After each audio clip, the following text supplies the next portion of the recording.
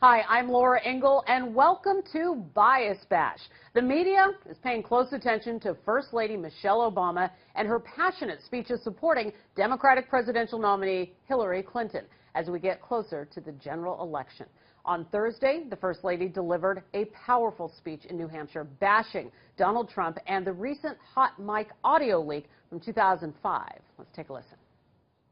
This was not just a lewd conversation. This wasn't just locker room banter. This was a powerful individual speaking freely and openly about sexually predatory behavior and actually bragging about kissing and groping women, using language so obscene that many of us were worried about our children hearing it when we turn on the TV.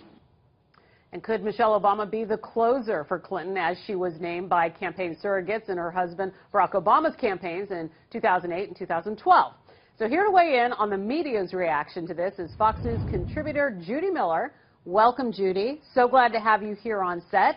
So, Judy, we want you to go ahead and break this down for us as we listen. I mean, this was a 26-minute long speech she gave. Very powerful, emotional, personal. Right. I mean, we haven't seen this First Lady since basically, I think, the convention. When she gave that speech at the convention, people understood the potential power of Michelle Obama's words.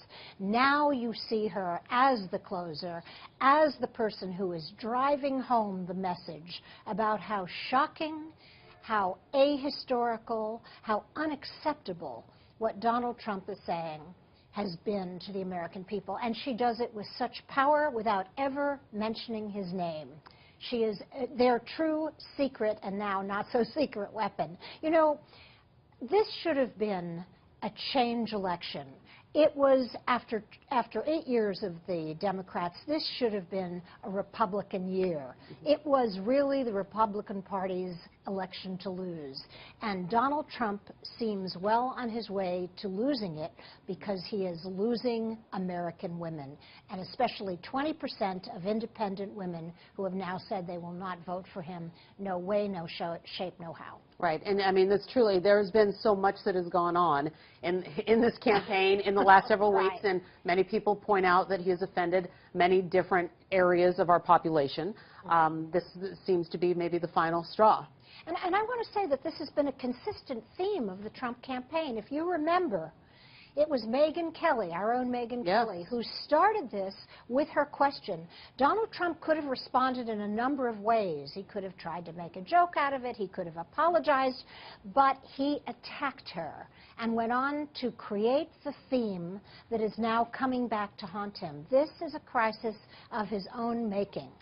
I was standing by to go live yesterday on a report. I was in studio, and I got bumped, as we do as reporters when Donald Trump or Clinton comes out and does a speech. I was listening to him, and he was up on the stage, and he was at an outdoor venue, and he was berating the fire marshals because he said the fire marshals weren't letting enough of his people in. And he did a pace around the stage, and he said those fire marshals, and he was calling it, he said they're probably all Democrats.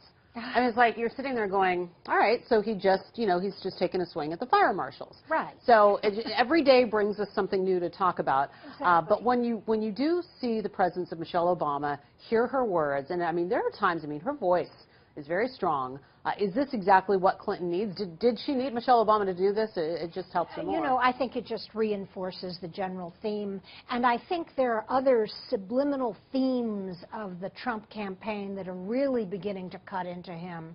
It's women, it's Mexicans, his attack on Carlos Slim, who is an investor in my former paper, the New York Times, anti-Mexican, anti-big bank, anti-media, the elite media. These are all subliminal anti-Semitic themes that also have played well with his base, but they are really frightening many, many people, including some senior Republican officials and the donors who would normally be bending over backwards to get him elected. They have distanced themselves from him. And some of the words, you know, when I see people like yourself that have been covering politics for as long as you have and following the media, and I just wonder, with you being like, you know, I always feel like, okay, we've got the adult in the room. You know, when you hear some of these words, and even the newspaper that you brought in here, You were reading from... Now, this is the New York Times. When Donald Trump's lawyers absolutely demanded a retraction of the stories they ran about women's claims and groping, the New York Times lawyer said there is nothing we could write that would damage Donald Trump's reputation as much as he has damaged it. And then they just listed the things that he has said about women, including calling his own daughter a, quote, piece of ass. How do you refer to your own daughter or wife that way? This is just, we've never seen anything like this in American politics. Now, some of us from the beginning have warned about Mr. Trump and his narcissism and his lack of experience. Now I think it's becoming clear, not only to women, but to a great many Americans who are trying to find the right person for the country. Before I let you go, can he recover before the election? You know, WikiLeaks, I mean, you said, a lot of people, you would think that we would be talking about would be WikiLeaks and Clinton. If he weren't stepping on the WikiLeaks story, if he weren't absolutely demanding that the public and the media pay attention to him and the themes that hurt him the most. It is the most self-destructive campaign I've ever witnessed, but it's Donald Trump by himself, all alone, which is just where he wants to be. Okay. Well, we know that the next few weeks will certainly be very interesting. I look forward to hearing more of your perspective, as always. Thank you. All right. So thank you to Judy. And to hear more media analysis on this week's top headlines, you want to catch Media Buzz. That's with our friend Howard Kurtz on Sunday, 11 a.m. Eastern, and again, 5 p.m. Eastern on the Fox News Channel. I'm Laura Engel. Thanks so much for watching.